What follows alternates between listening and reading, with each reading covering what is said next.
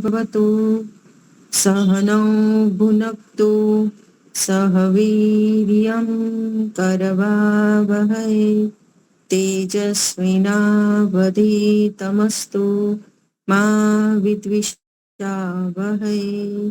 ओम शांति शांति शांति। सबको सादर नमस्ते जी। कोई किसी को भजन लेना है? भजन गणेश जी।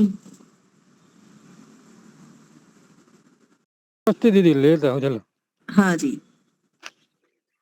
नमस्ते सभी को। हिम्मत न हारिए, प्रभु ना विचारिए, हंसते मुस्कुराते हुए जिंदगी गुजारिए। ओहो ओहो, हिम्मत न हारिए, प्रभु ना विचारिए, हंसते मुस्कुराते हुए जिंदगी गुजारिए। हंसते मुस्कुराते हुए जीना जिसको आ गया, टूटे हुए दिलों को सीना जिसको आ गया। ऐसे देवताओं के चरण पखारिए, उनकी तरह नेक बन के जिंदगी गुजारिए। ओहो, हिम्मत न हारिए, प्रभु ना विसारिए, हंसते मुस्कुराते हुए जिंदगी गुजारिए। काम ऐसे कीजिए जिसमें हो सबका भला, बात ऐसे कीजिए जिसमें हो अमृत भरा। मीठी बोली बोल सबको प्रेम से पुकारिए, कड़वे बोल बोल के ना जिंदगी गुजारिए। हिम्मत न हारिए, प्रभु ना विचारिए, हंसते मुस्कुराते हुए जिंदगी गुजारिए। मुश्किलों मुसीबतों का करना है जो खात्मा, हर समय करते रहिए।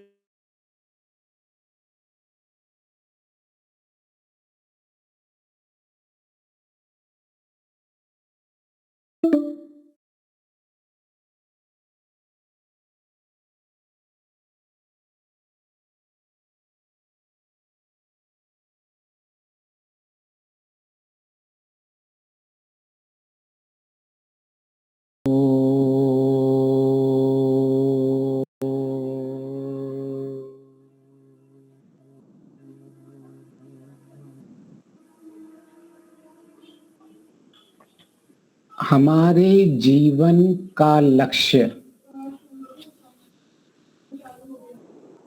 दुख के और दुख के कारणों से मुक्ति, सुख और सुख के उपायों की प्राप्ति। हमारा सारा जीवन इसी के लक्ष्य के प्रति समर्पित रहता है। जब हमें अपना लक्ष्य स्पष्ट हो जाता है कि हम इस संसार में हर एक व्यक्ति बिन बिन चीजों के पीछे भाग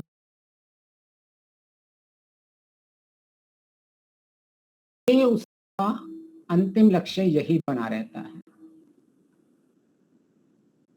तो इस दुख का कारण क्या है और सुख प्राप्ति के उपाय क्या हैं?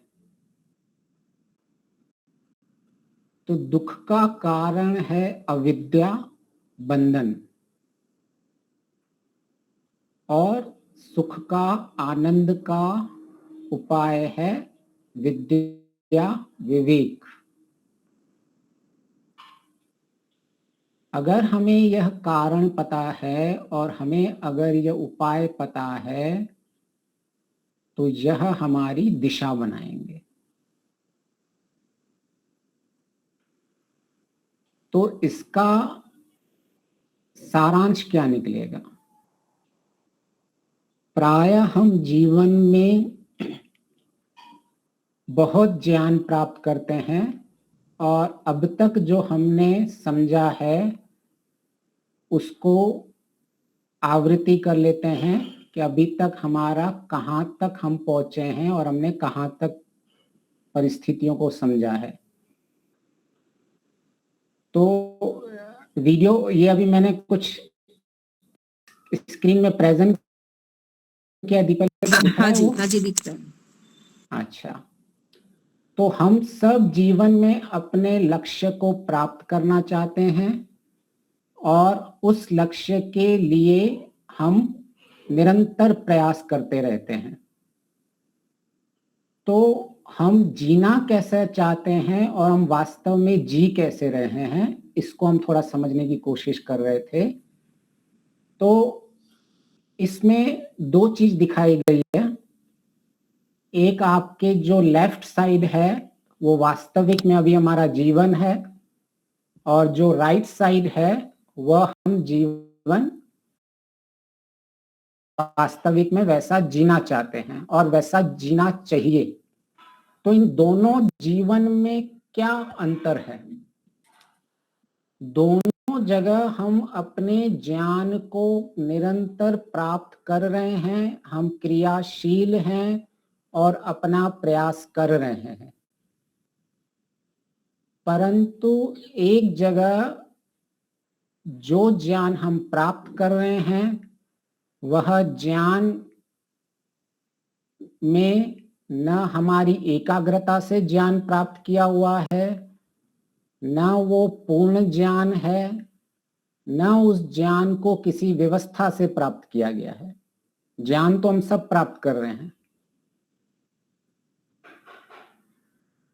तो अगर ऐसे ही हम टुकड़ों टुकड़ों में ज्ञान प्राप्त करेंगे तो हमारा उन्नति भी ऐसी ही होगी जैसी उन्नति आप यहां देख पा रहे हो।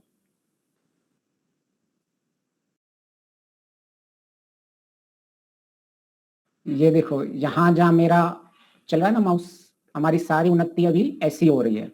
हम आगे गिर रहे हैं, उठ रहे हैं, फिर गिर रहे हैं। कभी कभी तो हम अपनी सीमाओं से बाहर चले जा रहे हैं, कभी कभी हम परेशानियों से, कभी हम किसी के क्रोध से, कभी किसी के अपमान से नीचे गिर जाते हैं, दुखी हो जाते हैं और परेशान हो जाते हैं। ऐसा अव्यवस्थित,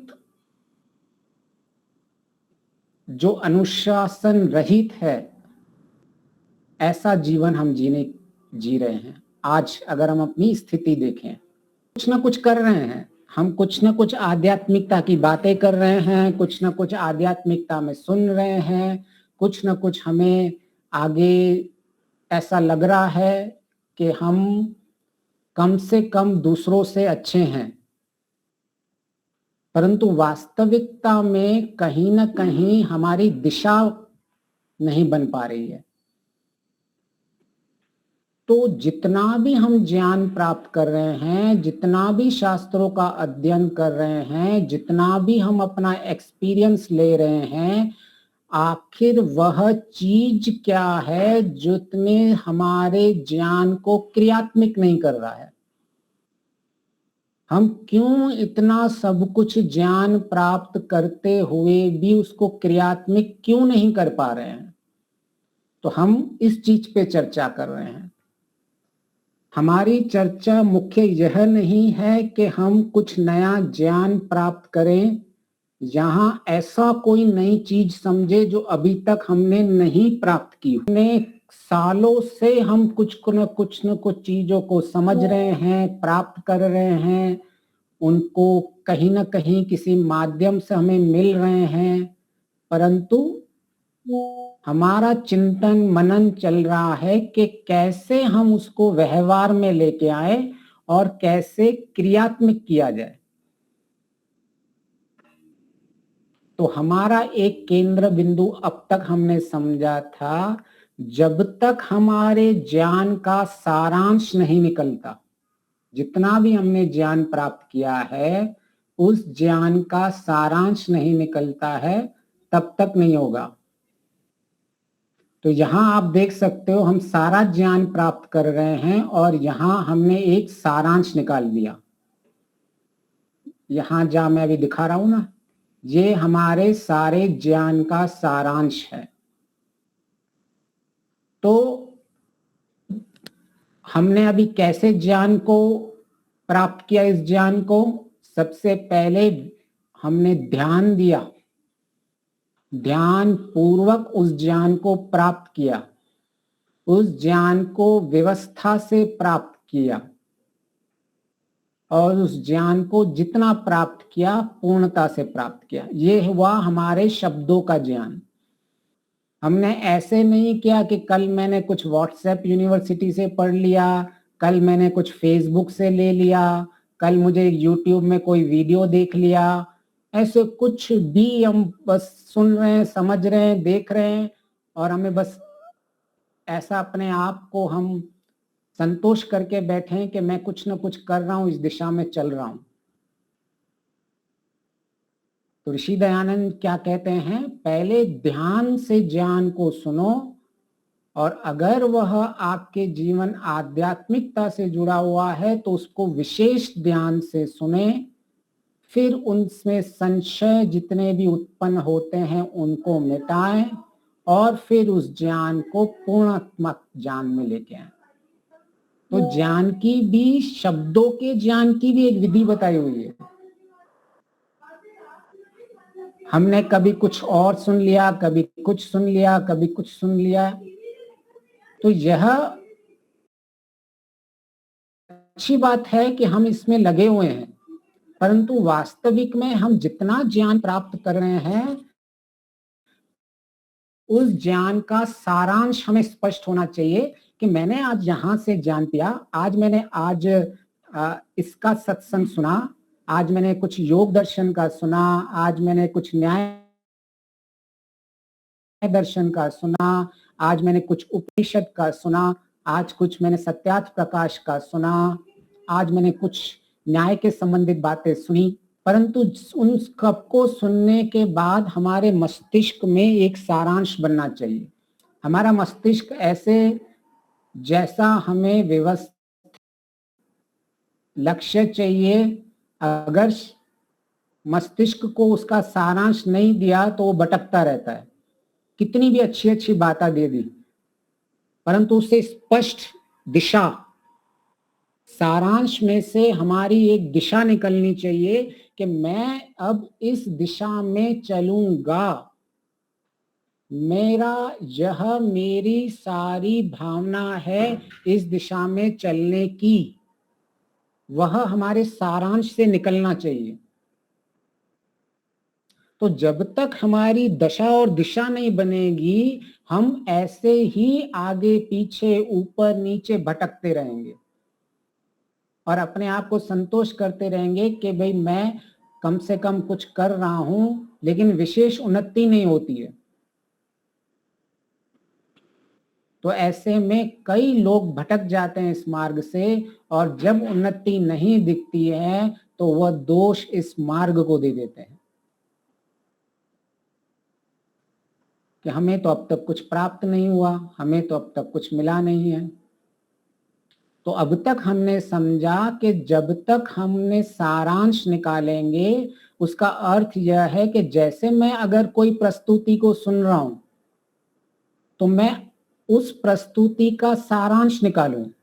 ऐसा नहीं कि मैं कह रहा हूं सारी प्रस्तुति आपके बुद्धि में पड़ी रहे, लेकिन आज की प्रस्तुति के मुख्य 2-3 चीजें क्या थी वह मुझे स्पष्ट होनी चाहिए और आपकी जो दिशा बनी हुई है उस दिशा को वह आगे बढ़ानी चाहिए। तो जब मैं पूछूं कि मेरा विषय क्या चल रहा है आने वाली प्रस्तुति में, कम से कम इतना तो पता होना चाहिए कि हम विषय क्या ले रहे हैं।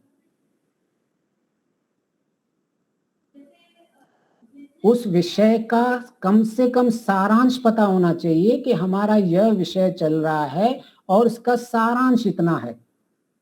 किसी भी प्रस्तुति हो, कोई भी सत्संग हो, कोई भी आप सुने, कोई वीडियो सुने, कोई चर्चा सुने, तो उसमें से 2-3 सारांश निकाल दीजिए। नहीं तो यह सारी चीजें आप सुनते रहोगे तो आपके मस्तिष्क में खिचड़ी बन जाएगी। आप दिशा के साथ नहीं चलोगे। बस मैं चल रहा हूं, मैं कुछ कर रहा हूं, बस ऐसे ही चलता रहेगा। और यह आप देख ही रहो दिशा कैसी है। हम आगे पढ़ रहे हैं, आगे पीछे दाएं बाएं ऊपर नीचे गिरते जाते रहे, और हमको चलना कैसा था। तो जब हम अपने सारे ज्ञान का सारांश निकालते हैं तो सबसे पहले उस सारांश में से हमारे संकल्प निकलते हैं कि मैंने अब तक इतना सारा ज्ञान प्राप्त किया हुआ है, उस ज्ञान पे अब मुझे इस दिशा में चलना है। मुझे यह कार्य करने हैं, वो भी स्पष्ट होने चाहिए कि मैं रात को क्या करूंगा, मैं सवेरे क्या करूंगा और मैं दिन भर क्या करूंगा। उन्नति कम हो रही है कोई बड़ी बात नहीं है, उन्नति वहीं रुकी हुई है तो भी कोई बड़ी बात नहीं है, परंतु दिशा ही नहीं बनी है अभी तक, तो यह हमें विचारना पड़ेगा।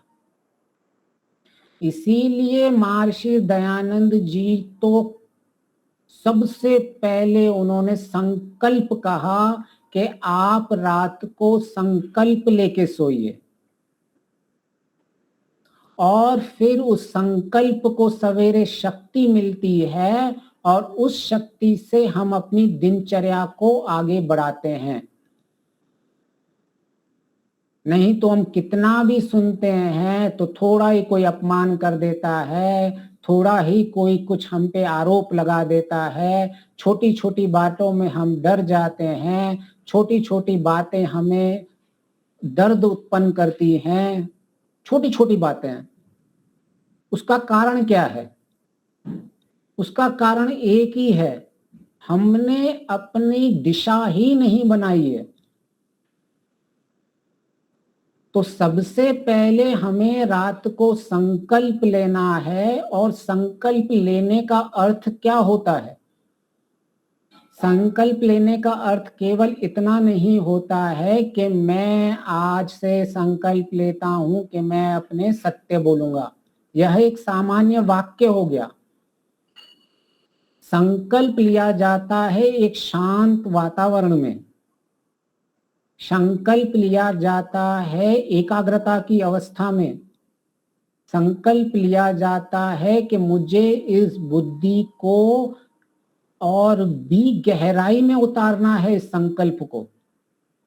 ऐसी परिस्थितियों में संकल्प लिया जाता है, ना कहीं चलते फिरते हमें संकल्प लेने होते हैं।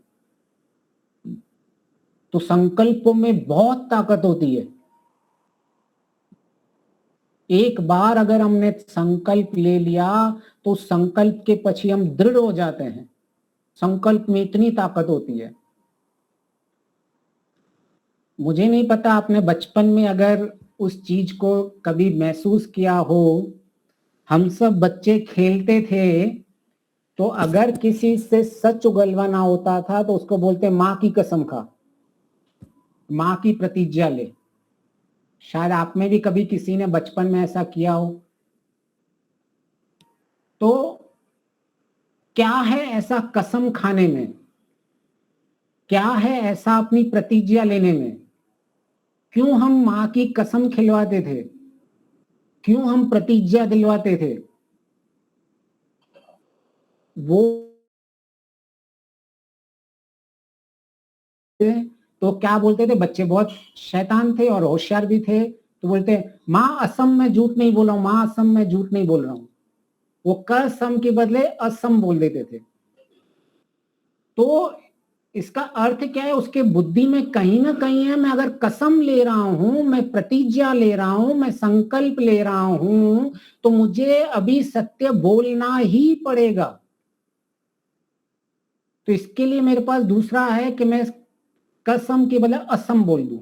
हमारे बच्चे सारे बचपन में जिनको सत्य नहीं बोलना था आपस में, तो कसम की जगह असम बोलते रहते थे। और ये आप साक्षात देखोगे। और आजकल तो गॉड प्रॉमिस तो सब बोलते ही रहते हैं। God promise I have not done this, मैंने नहीं किया ये, गॉड प्रॉमिस, हर छोटी छोटी बात में गॉड प्रॉमिस करते हैं। तो ये प्रॉमिस जो होता है, यह प्रॉमिस ही, यह प्रतिज्ञा, ये दृढ़ निश्चय ही हमें अपने कि मेरा जीवन कैसे चलेगा, मेरी दिनचर्या कैसी होगी, मेरी सुबह कैसी होगी, यह संकल्प हमारा बताता है।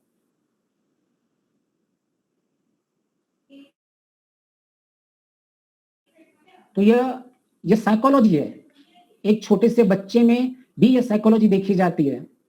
तो यह कोई ऐसा नहीं कि आध्यात्मिकता लोग, ऋषि लोग बस ऐसे ही बोल के गए हैं कि वे रात को संकल्प लेके सो। यह हम जीवन में देखते भी हैं। तो संकल्प में बहुत ताकत होती है।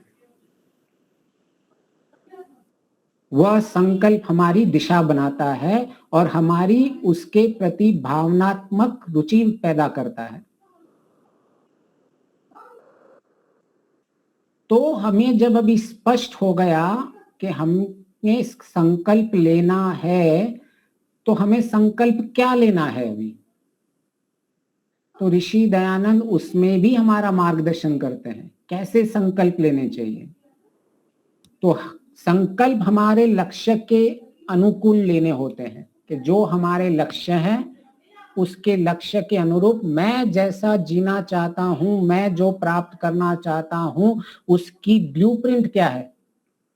हम कोई भी घर बनाते हैं तो उसका पहले नक्शा बनता है ना, ब्लूप्रिंट बनती है कि ये जमीन पे इस यहाँ रूम बनाऊंगा, यहाँ बेडरूम बनाऊंगा, यहाँ हॉल बनाऊंगा। ऐसे ही संकल्प होता है हमारी दिशा बनाने के लिए, उस दिशा में मैं क्या क्या करूंगा,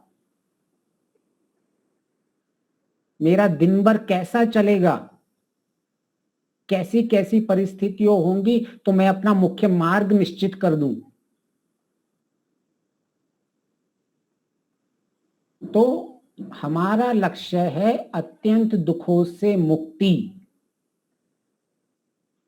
तो सबसे पहले हमने देखा कि दुखों के कारणों से भी मुक्ति चाहिए। तो हमारे दुख का कारण अविद्या है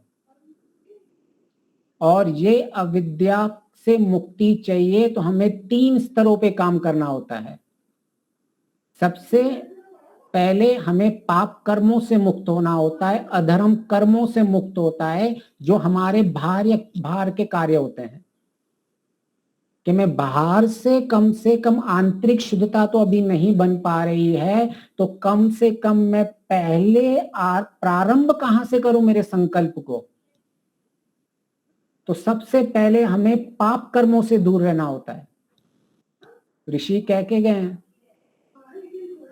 कि अविद्या की सारी गांठें खुल जाती हैं जब सारे संशय नष्ट हो जाते हैं और पाप कर्म सारे नष्ट हो जाते हैं, तभी ही हम ईश्वर से प्राप्ति होती है और इस संसार में सुखपूर्वक जी पाते हैं।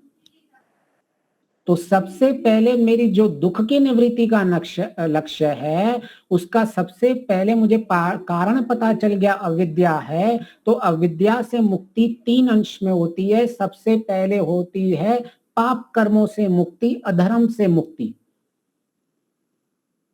तो इसीलिए सबसे पहले जो हम पाप कर्म करते हैं वहां कहीं ना कहीं दूसरे की हानि करते रहते हैं।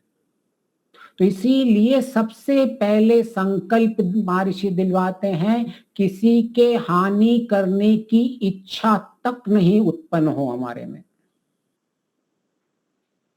करना तो दूर की बात है, जब तक हमारा किसी की इच्छा तक हानि की कभी नहीं उत्पन्न होगी तो हमारे पाप कर्म नहीं बनेंगे। तो अंदर की स्थिति अभी हमें जानी है, आत्मा परमात्मा में जाना है, तो उससे पहले ये बाहर का स्तर क्लियर करना पड़ेगा थोड़ा थोड़ा थोड़ा, नहीं तो अंदर अंदर मन ही नहीं लगेगा। अधर्म आचरण या किसी भी ऐसा आचरण आप में पड़ा रहेगा तो कभी भी जितनी भी आत्मा परमात्मा की बातें कर लो वो कभी उतरेंगी ही नहीं अंदर।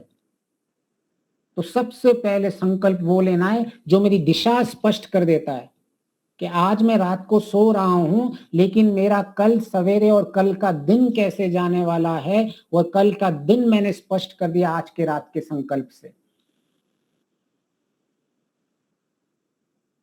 फिर दूसरा संकल्प होता है धर्म करने की इच्छा युक्त और अधर्म से पृथक हट जाऊं, कि मेरे अंदर जो संस्कारों वृत्तियों लेवल पे काम करना है, वृत्तियों के स्तर पे काम करना है अभी मुझे, तो मेरे अंदर भी अधर्म की इच्छा तक कोई भी नहीं हो। जितने भी मेरे धर्म के 10 लक्षण हो या पूरे पूरे जम नियम के विरुद्ध चीजें कोई भी आप ले लो, इनकी इच्छा भी नहीं हो। मतलब वृत्तियों के लेवल पे फिर धीरे धीरे हमें अपने आप को शुद्ध करना होता है। तीसरा संकल्प दिलवाते हैं शुद्ध गुणों की इच्छा युक्त और दुष्ट गुणों से पृथक। धीरे धीरे धीरे धीरे धीरे अभी हम गुण के स्तर पे आ गए, कर्म के स्तर से लेके अभी हम गुणों के स्तर पे आ रहे हैं कि मेरे गुण कैसे हों।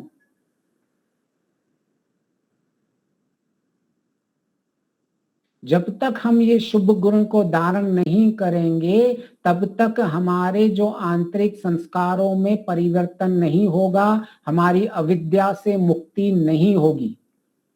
तो सबसे पहले मुक्ति रहती है हमारे पाप कर्मों से मुक्ति, थोड़ी थोड़ी थोड़ी पाप कर्मों से मुक्ति होगी, थोड़ी थोड़ी फिर हमारे विचारों में हमारी वृत्तियों में शुद्धता आएगी, तो हमारी क्लिष्ट वृत्तियों से मुक्ति होगी, फिर धीरे धीरे धीरे धीरे हमारे संस्कारों से मुक्ति होगी और अंत में जाके सारी मेरी अविद्याओं से मुक्ति होती रहेगी।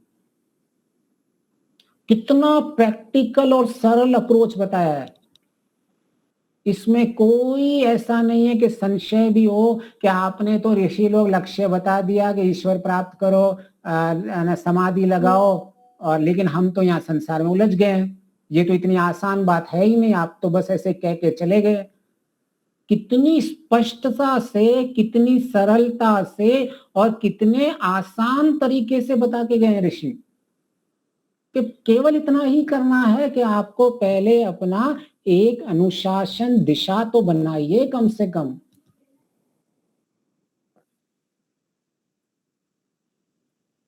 फिर कहते हैं योग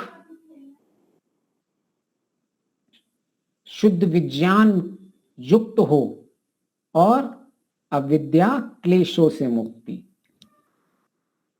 कि मैं अभी शुद्ध विज्ञान को धारण करूं। अब यहां मुख्य बात क्या है, ज्ञान की बात नहीं कर रहे हैं, विशेष ज्ञान की।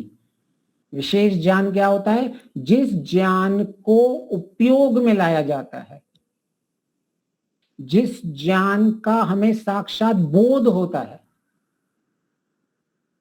शब्द ज्ञान हो गया, अभी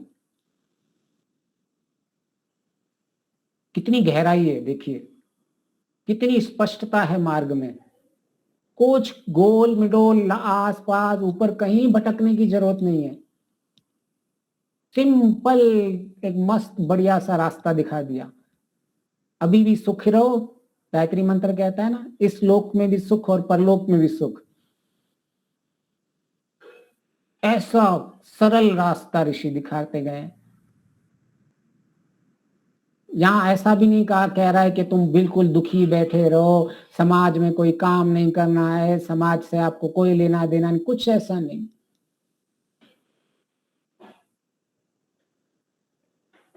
फिर चौथी बात बहुत बढ़िया कही है कि हमें विद्या प्रिय होना है और अविद्या का अभाव, कि जब आपके दुख का कारण अविद्या है तो क्या आपकी विद्या में आपकी रुचि उत्पन्न हो रही है? क्योंकि आप कितनी भी बड़ी बड़ी बातें हम कर लें, जब तक हमारी उसमें प्रियता नहीं है, रुचि नहीं है, हम वह कार्य कभी नहीं करते हैं। या करते हैं तो जबरदस्ती करते हैं, तो उसमें हमें कोई फल नहीं मिलता है। स्पष्ट, ठीक है, आपको ये संकल्प चाहिए तो इस विद्या को जानो कि विद्या से क्या लाभ होने वाले हैं आपके। इस विद्या से रुचि उत्पन्न करो, प्रेम उत्पन्न करो।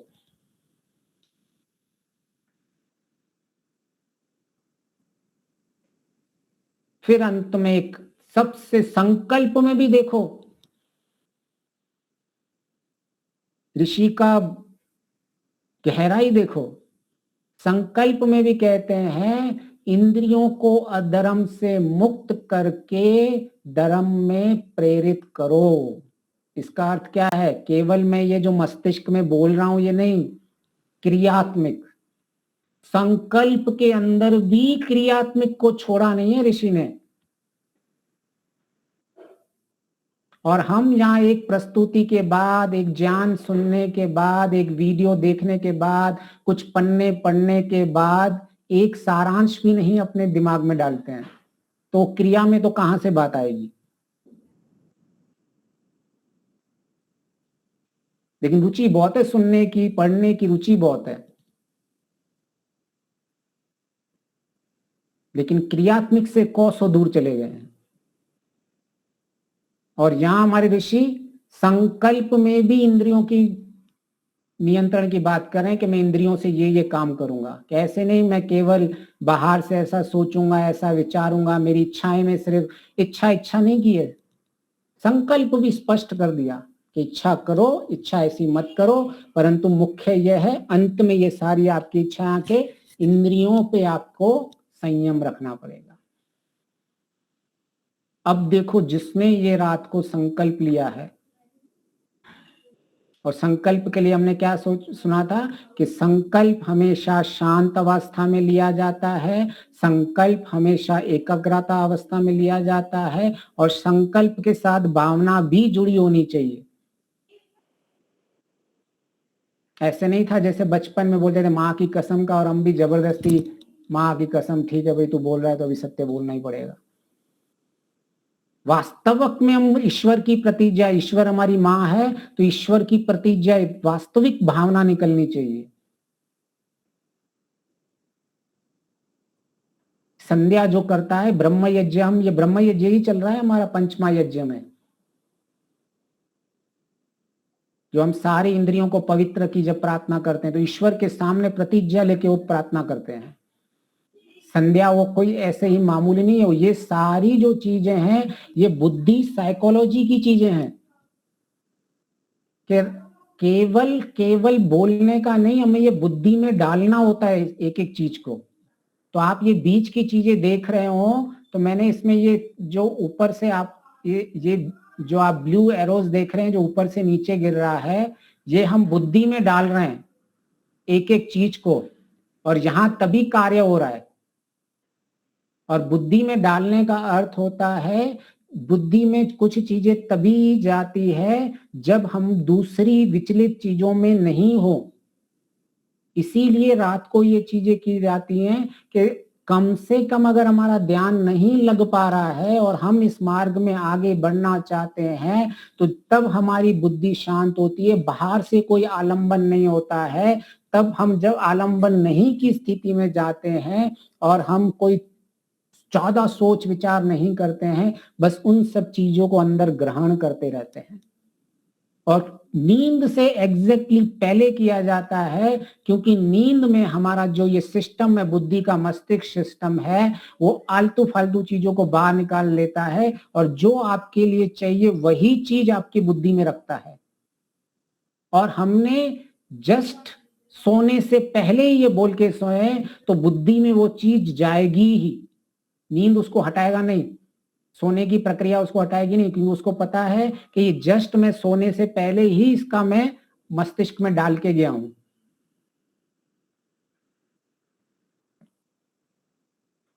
तो जब हमारा सारांश बन जाता है और उस सारांश के अनुकूल हम जब संकल्प ले लेते हैं तो हमारी दिशा बन जाती है और हमारे जीवन को किस दिशा में जाना है हम ये स्पष्ट हो जाते हैं। तो आप ये इस तरफ देख रहे हो कि ऊपर हमारा ये लक्ष्य है और यहां जो सबसे पहले ये देखिए हमारी दिशा निकलती है। जैसे हम दृष्टा भाव में रहते हैं तो हमारी ये दिशा बन रही है, पहली संकल्प से हमने दिशा बना दी है। अब एक बार संकल्प बन गया तो उसके पीछे फिर धृति शक्ति काम करती है। ये पीछे पीछे जितेंद्रिय इंद्रियों को जो हमने संकल्प लिया वो संकल्प के पीछे पीछे हम चलते रहते हैं। दृष्टा भाव बनाए रखने का, धृति शक्ति बनाए रखने की और उस संकल्प का पालन करते करते और यहां हमारी बुद्धि में संस्कारों में परिवर्तन करते जा रहे हैं। तो इस दिशा में चलेंगे, इस अनुशासन में चलेंगे तो हमारा ये जीवन बहुत ही हमें सरल लगेगा।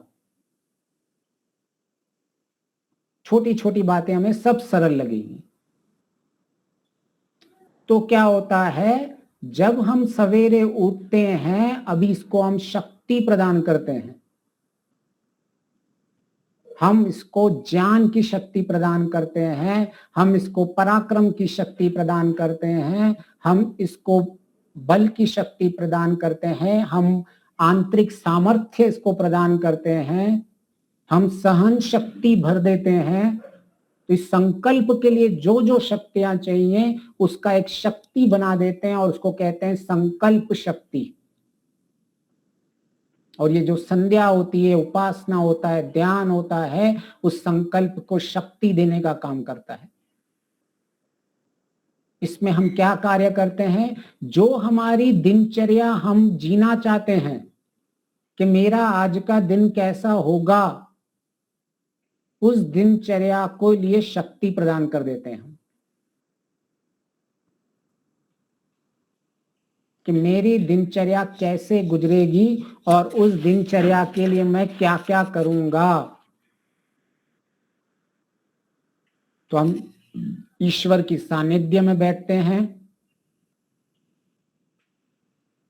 और ईश्वर से जब प्रार्थना का अर्थ क्या होता है, प्रार्थना का अर्थ यह होता है कि मैं उस दिशा में लगा हुआ हूं। प्रार्थना का अर्थ यह होता है कि जो चीज की मैं प्रार्थना करता हूं मैं उसकी पुरुषार्थ कर चुका हूं या मैं पुरुषार्थ करूंगा। ईश्वर ने तो गायत्री मंत्र का ज्ञान पहले ही दे दिया, ईश्वर ने तो सहायता पहले ही कर दी, ईश्वर ने तो पहले ही कह दिया शुद्ध विज्ञान को प्रेम भक्ति से निश्चय ही मस्तिष्क में धारण करो, यहां तक भी बताया गया। फिर यहां भी बोल दिया कि मैं सारा दिन श्रेष्ठ मार्ग पर मेरी यह बुद्धि चलती रहे। तो क्यों हम सवेरे सवेरे गायत्री मंत्र कहते हैं? जो रात को संकल्प लिया है बुद्धि में डाल के, अब वो बुद्धि मेरी श्रेष्ठ मार्ग में दिन भर चलती रहे, मैं दिन भर उस धर्म का पालन करता रहूं, दिन भर शुभ गुणों का धारण करता रहूं, दिन भर मेरी वृत्तियां मेरे नियंत्रण में रहे।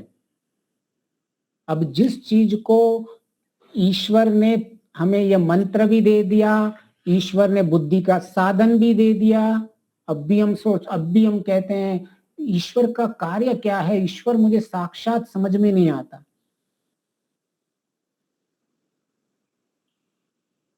और क्या हम ईश्वर से हमारी अपेक्षा लगी पड़ी है? भाई अभी आपको जब ज्ञान दे दिया, आपको बुद्धि दे दी, आपको ये साधन दे दिया, केवल अभी आपको चलना है और उस चलने के बाद उसका फल भी ईश्वर देने वाला है। लेकिन हमारी अपेक्षा पता नहीं क्या बनी रहती है, कितने दिनों से ईश्वर से समीपता नहीं बन पा रही है, ईश्वर से समीपता नहीं बन पा रही है। अरे ईश्वर से समीपता केवल बैठने से नहीं बनती है, बैठना बहुत अनिवार्य अच्छी बात है, शांत ध्यान से बैठना पड़ता है, लेकिन ईश्वर से समीपता हमारी विचारों से बनती है, हमारी भावनाओं से बनती है। ईश्वर से समीपता उसके गुणों को धारण करने से ईश्वर से समीपता बनती है। उसके जैसे कर्म करने से ईश्वर से समीपता बनती है। लेकिन हम केवल एक ही समीपता समझते हैं, जो समाधि वाली। तो ऋषि दयानंद जी तो स्पष्ट कह के गए ना, उपासना योग का आरंभ किसी को करना है तो यम नियम से बताया गया है।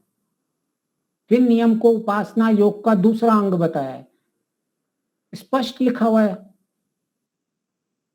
फिर आप बैठिए तो आपका जो ध्यान होता है सारा दिन चलता रहता है, उपासना समीपता हर समय चलती रहती है।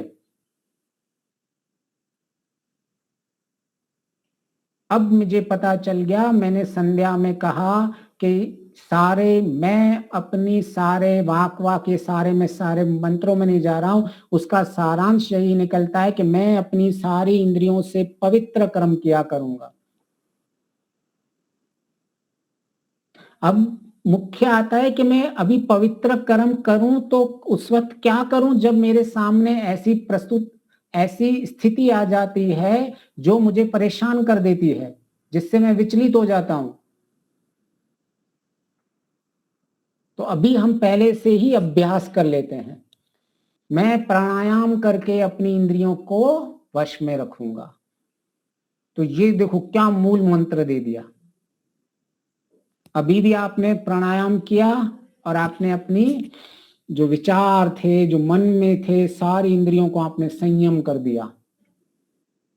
और ऐसे ही जब आप दिन के व्यवहार में जाएंगे और जब आपको विपरीत परिस्थितियां आएंगी, जब आपका अपमान होगा, जब आपको कोई कुछ निंदा होगी, जब आपको कोई परेशान करेगा, तो सबसे पहले रुक के 3 बार सांसें ले लो। अब देखो आपकी इंद्रियां वश में क्यों नहीं आती हैं। बस थोड़ी देर पॉज कर दो, रुक जाओ। मैं ऐसे नहीं बोल रहा हूं उसको प्रति उत्तर मत दो, जो करना है करो। कम से कम 3 से 5 सांस लेके आप रुक जाओ। अपने आप का आपका मस्तिष्क संयम में आ जाएगा और आपकी इंद्रियां नियंत्रण होने लगेंगी। अगर किसी ने आपका अपमान किया है तो आप उसके बारे में सोचोगे, वाह ये तो मेरी टेस्टिंग कर रहा है, ये मुझे परख रहा है कि मेरी स्थिति क्या है,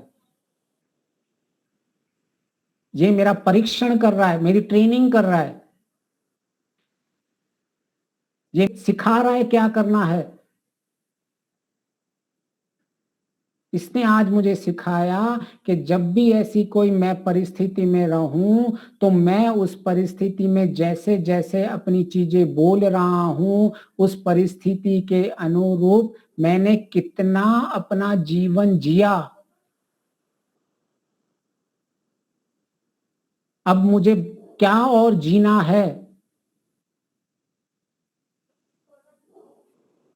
इस विपरीत परिस्थिति से मैं आज क्या सीखा, जिससे मेरी ये विपरीत परिस्थिति फिर से नहीं आए।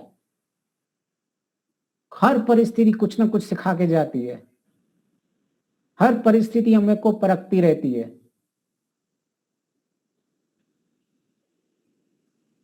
तो हम पहले से ही इंद्रियों के नियंत्रण के सारी एक व्यवस्था है। हम सवेरे सवेरे सुबह सुबह उसकी पूरी हम अपने आप को शक्ति से भर लेते हैं। जैसे हम युद्ध में कोई योद्धा जाता है तो पहले क्या करता है, अभ्यास करता है, शस्त्रों को चुनता है, कवच अपने लिए बनाता है, बाला रखता है। यह सब कोई युद्ध में जाने के बाद नहीं करता है। वो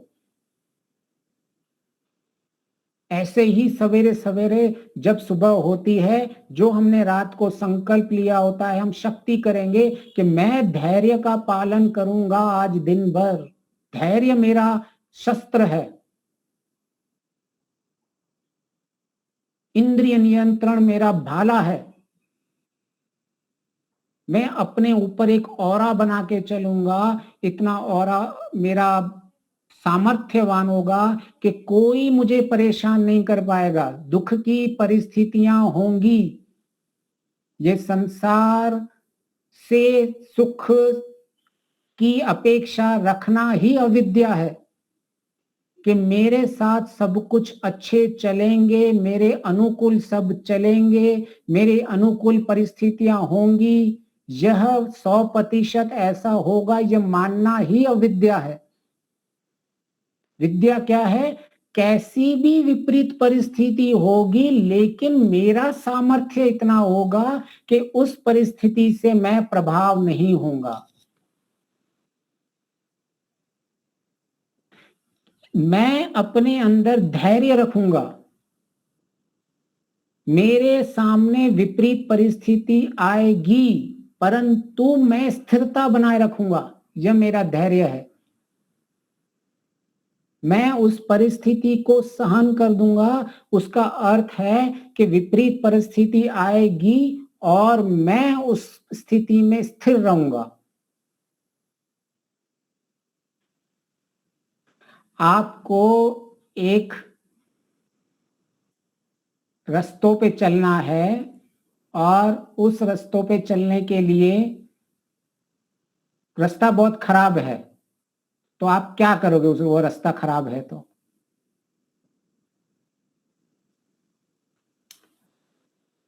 गाड़ी ऐसी लोगे जिसके शॉक एब्जॉर्बर स्ट्रांग हो। आपको पता है मर्सिडीज और जो जो बहुत महंगी महंगी गाड़ियां आती हैं उनमें आप अगर खड्डों के ऊपर भी चले जाओ तो आपको पता ही नहीं चलता है कि नीचे खड्डे भी आ गए। तो इसका अर्थ क्या है कि बाहर आपको खड्डे मिलते हैं लेकिन अंदर जो बैठता है उसको खड्डे नहीं लगते हैं। आप सारे रास्तों को परिवर्तन नहीं कर सकते, दुनिया भर के रास्तों के खड्डों को परिवर्तन नहीं कर सकते। आप केवल और केवल अपनी गाड़ी में ही परिवर्तन कर सकते हो। तो जिनकी गाड़ियां ये महंगी होती है उनके प्रयोग के ऊपर उनको शॉक एब्जॉर्बर्स कहते हैं। जो शॉक एब्जॉर्बर्स का मतलब कि आपके वो नीचे ऐसे आते हैं जैसे खड्डा हो जाता है फिर नीचे ऊपर हो जाते हैं, इतने लचीले पल होते हैं। तो जो अंदर बैठा है उसको कोई अनुभव ही नहीं होता है कि बाहर से क्या हो गया। तो हमें भी अपना अंतःकरण इतना लचीलापन बनाना है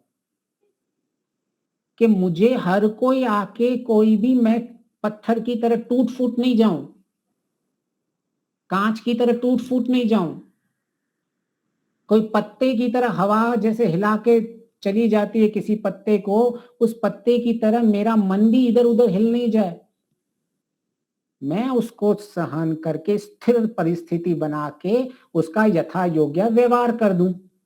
अभी उन परिस्थितियों में 3 चीज हो सकती है, मैं कोई प्रति उत्तर दूं उसको, या मैं मौन रह जाऊं, या मैं न्यूट्रल रह जाऊं, या मैं तीसरा है कि मैं उसको कोई भी जवाब ही नहीं दूं।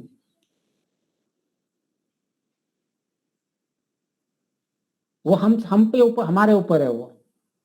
तो यह मैं कहना चाहता हूं कि आपकी जो दिनचर्या है, आपकी संकल्प के साथ कैसे सारा दिन आपकी सुबह और दिन जुड़ा हुआ है। जो आपने संकल्प लिया उसको आप शक्ति प्रदान कर रहे हो और उसके अनुकूल आपका दिनचर्या बढ़ रहा है। फिर वो दिनचर्या में आपका और अंतःकरण शुद्ध होता जा रहा है और उस शुद्ध अंतःकरण से फिर से आपके रात के संकल्प लेते रहते हो। उस संकल्प में आप जब बार बार बुद्धि में वो चीज डालते रहते हो तो ये बुद्धि मस्तिष्क का नियम है, उसको कुछ भी डालो बार बार। आपको कचरा डालना है, आप कचरा डाल दो, या आपको अच्छी अच्छी चीजें डालनी है, अच्छे, वो दोनों स्वीकार कर देगा मस्तिष्क।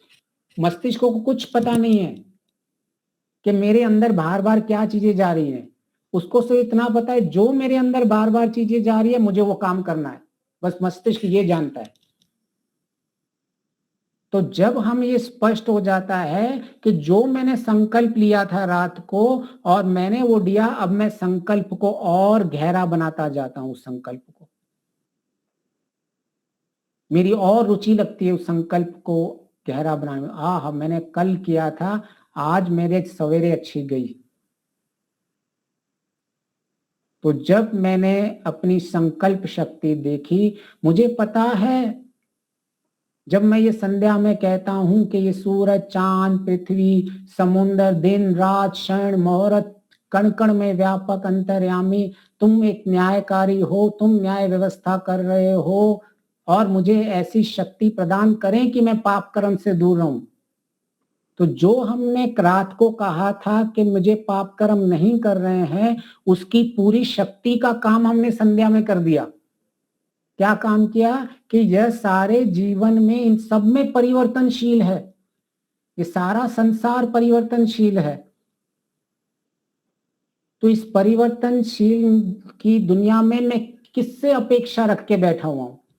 मैं क्या अपेक्षा करके बैठा हुआ हूं? सब कुछ परिवर्तनशील है।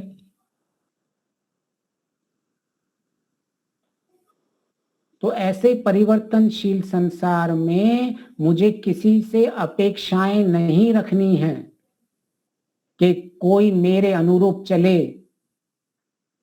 जैसा मैं बुद्धि में सोच रहा हूं वैसा ही उसको समझ में आए। एक्सपेक्टेशन ऑफ परफेक्शन कि सारी दुनिया एक ज्ञानियों की बैठी हुई है, सारे जीवन मुक्त बैठे हुए हैं और सब मेरी बात समझ जाएंगे। मैं बोलूंगा ऐसा करो तो उनको समझ में आ जाएगा। भाई परिवर्तन संसार में, नियमी परिवर्तन संसार आप संध्या में बोल रहे हो, तो आप कैसे उसको एक जगह बना के पाओगे आप? तो हमें कभी भी अपेक्षा नहीं रखनी चाहिए कि 100% सब कुछ सही चलेगा। जब मैं उठूंगा, जब मैं करूंगा, तो ये ऋतुएं मेरे वश में नहीं है।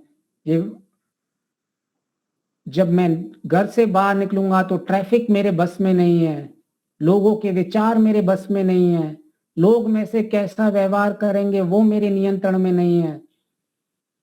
मैं बोलूंगा और वो समझेंगे, ये मेरे नियंत्रण में नहीं है। लेकिन हमारी अपेक्षा क्या होती है? अरे यार मैंने इतनी बार इसको समझाया, इसको समझ में क्यों नहीं आता है? भाई वो आपकी बुद्धि का नहीं है, आपके जैसा ज्ञान उसमें नहीं है। क्यों बेचारे के ऊपर इतना बोझ डाल रहे हो? वो बेचारा अपने मस्तिष्क में अपनी ही कुछ लड़ाइयां लड़ रहा है जीवन की। उसके खुद के बेचारे स्ट्रगल हैं, उसके खुद के बेचारे पेन हैं। वो बेचारा खुद अज्ञान में बैठा हुआ है। वो बेचारे भी भूलता है, उससे भी कुछ भूले हो जाती हैं। क्यों इतनी अपेक्षाओं का पहाड़ बना के बैठे हुए हैं हम? हर किसी से अपेक्षा, परफेक्शन।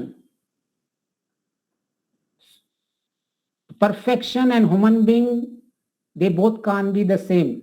आपके जीवन में कोई सामान्य मनुष्य हो और वो 100% सही हो, ऐसा हो ही नहीं सकता। ये दोनों विरुद्ध है।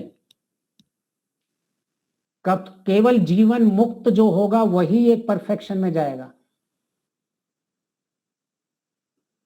बाकी सामान्य मनुष्य हो और उसमें पूर्णता हो, ऐसा हो ही नहीं सकता। जीवन मुक्त में भी शरीर की स्थिति में तो कोई भी परफेक्ट नहीं है। शरीर में तो रजो तमो गुण, इनका परिवर्तन तो चलता ही रहेगा। जिस संसार में बना ही संसार तमोगुण और रजोगुण से हुआ है, उस संसार में हम कैसे अपेक्षा लगा के बैठे हैं कि सब सत्वगुण का बना होगा? लोग तमोगुण के कारण आपका अपमान करेंगे, अज्ञान के कारण आपकी निंदा करेंगे, अज्ञान के कारण आपको क्रिटिसाइज करेंगे, सब कुछ करेंगे। है तमोगुण रजो, अरे जिसकी मूल की बनावटी ऐसी है, उससे हम कैसे कुछ अपेक्षा कर सकते हैं? जहां अब नहीं कोई बनावट लेके आओ कि नहीं इनमें तमोगुण रजोगुण तो है ही नहीं। अरे वो आसक्ति से भरा हुआ है सामने वाला, वो अपने राग के लिए आपको कुछ भी कर सकता है। उसमें रजोगुण की प्रधानता होगी तो वो कुछ भी करेगा। तमोगुण के होगी तो आपने बोला तो आलस्य के कारण कुछ नहीं करेगा वो आपके काम। उसके अंदर प्रमाद बढ़ गया तो आपके लिए कुछ नहीं करने वाला। ये फंडामेंटल है सारी चीजें इस संसार की। क्यों इतनी अपेक्षा लगा के बैठे हैं? तो जब हमारा संकल्प ऊपर से अभी ये सारी शक्ति दे रहा है तो हमारा दिनचर्या भी बहुत बढ़िया जाने वाला है। आपको किसी चीज से ठीक है, आप बोले आपने ऐसा कहा, आपका बहुत बहुत धन्यवाद। अगर आपकी वजह से मैं अपनी शांति को, संकल्प को नहीं तोड़ूंगा। बस जिसने बचपन में माँ की कसम सत्य में खाई हुई है, समझा हुआ है, उसको समझ में आ जाएगा। बहुत डर लगता था माँ की कसम खाने में कि हम कैसे ले लें जीवन के अंदर प्रतिज्ञा ले ले माँ की, माँ मर गई तो। और यहाँ ईश्वर की प्रतिज्ञा हर दिन तोड़ते रहते हैं। ईश्वर के न्याय व्यवस्था से डर नहीं लगता। तो आप सबका बहुत बहुत धन्यवाद। अगर किसी का प्रश्न है तो तुरंत कोई प्रश्न ले लेते हैं, नहीं तो आज हम यहीं इसको समाप्त कर लेंगे। नमस्ते आचार्य जी। हाँ जी, बोलिए जी। आपने संध्या करते हैं 2 टाइम, तो स्नान करके ही संध्या करते हैं, तो वो जल लेके इंद्रियों प्रश करना, इसका क्या मतलब होता है? देखो जल स्नान का तो हम करते हैं। हाँ देखो, आप तो स्नान करना चाहिए। स्नान करने से एक हमारे ऋषि दयानंद जी कहते हैं कि आप में शुद्धता कैसे आती है, तो शरीर जल से शुद्ध होता है।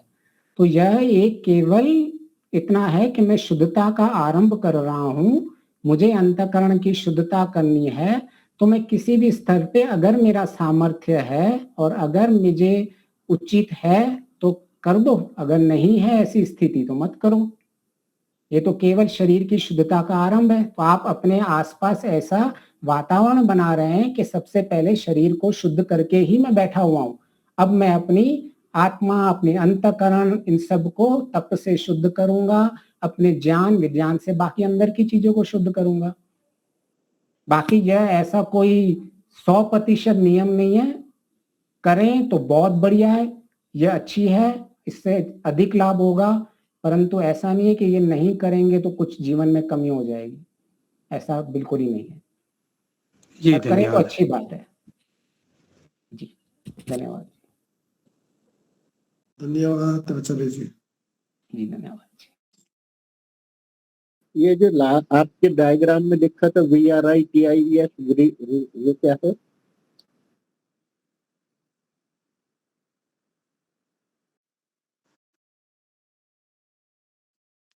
जी आपको पूछ रहे हैं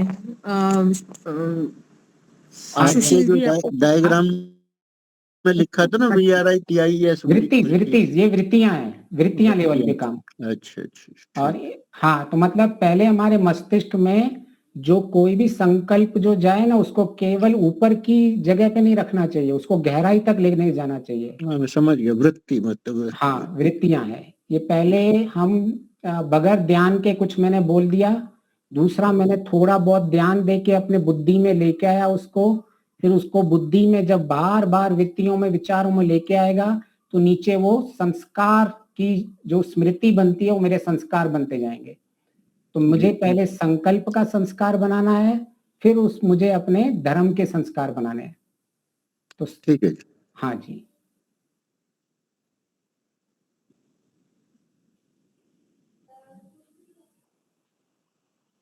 ठीक है जी, हो गया मुझे लगता है सबका।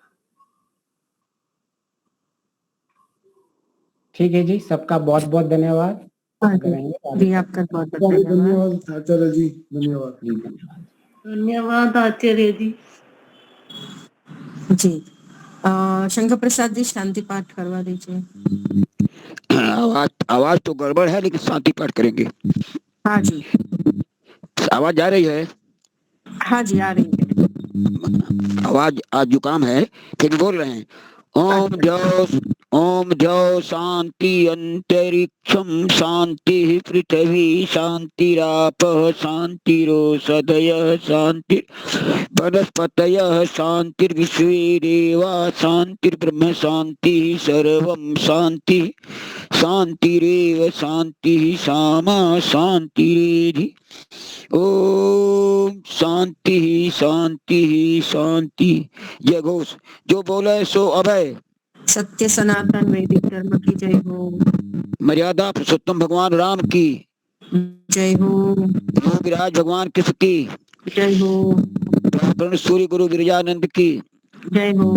योग प्रवर्तक महर्षि ज्ञान श्रुति की, जय हो। स्वामी श्रद्धानंद की, जय हो। जय हो। भारत माता की, जय हो।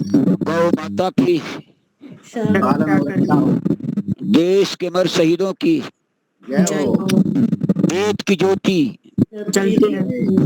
ओम का झंडा, ऊंचा रहे। हर समाज, अमर रहे। संज्ञान प्रकाश, घर घर पहुंचे। प्रलय ध्वनि।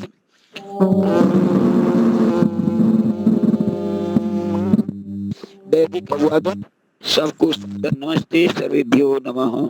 नमस्ते। सादर नमस्ते। सर्वेभ्यो नमः। सादर नमस्ते। धन्यवाद।